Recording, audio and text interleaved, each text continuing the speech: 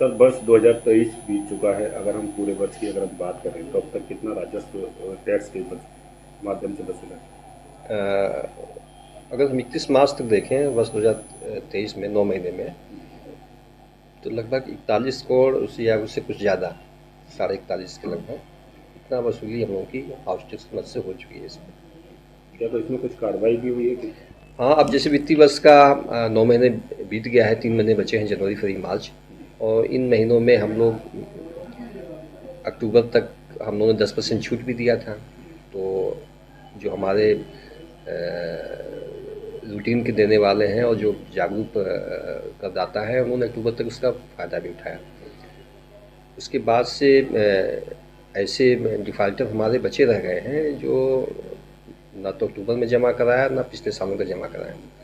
तो इस तरीके से हम लोगों ने अब ये किया है कि 1 लाख से ज़्यादा बड़े अमाउंट के जितने भी हमारे बकायेदार हैं, उनको शॉर्ट लिस्ट करके और उनसे हम जमा कराने का प्रयास कर रहे हैं, और नगर निगम की जो पेनल क्लाज है उसके अधीन उस पर हम लोग कार्रवाई कर रहे हैं। अगर कोई भी बकायदार इस तरीके के करने के बावजूद भी जमा नहीं करता तो किस तरह की कार्रवाई का प्रावधान देखिए, रखा सबसे गया पहला ये है कि 31 मार्च अगर 31 अक्टूबर बीत गया है तो 10% छूट खत्म हो गई उसकी। है?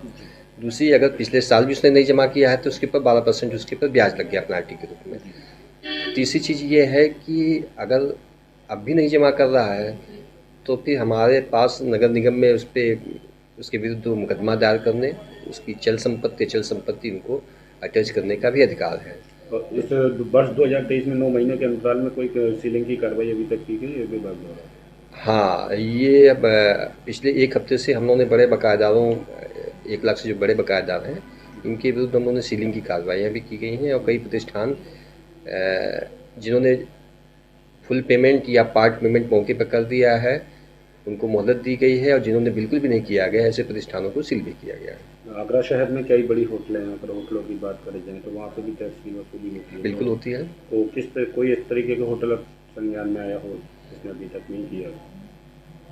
अब 1 लाख से ऊपर के बकायेदारों में चाहे होटल हो या कोई भी प्रतिष्ठान हो, जी।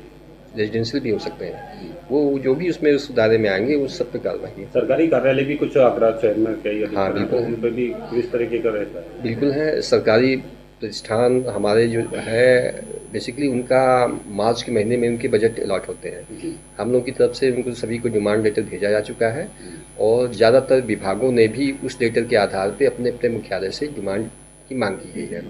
आमतौर पे दिसंबर के मार्च के महीने में उनके ज़्यादातर लोगों के बजट आवंटन होते हैं, और उनके हमारे यहाँ पैसे जमा होते हैं। हाउस टैक्स को वसूली को लेकर कुछ जागरूकता अभियान भी चलाया जा रहा है विभाग बिल्कुल द्वारा? चला जा रहा है। एक तो हमारे IRCTC के जितने भी ये चौराहों पे जंक्शन पे हमारे पब्लिक एड्रेस सिस्टम है, उससे हम लोग इसको करा रहे हैं। दूसरी बात, हम लोग ने मोबाइल वैन भी हर जोन में चलाए हैं, जी।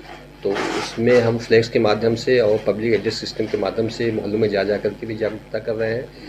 ऑनलाइन फैसिलिटी हम लोगों ने सब दे दी है।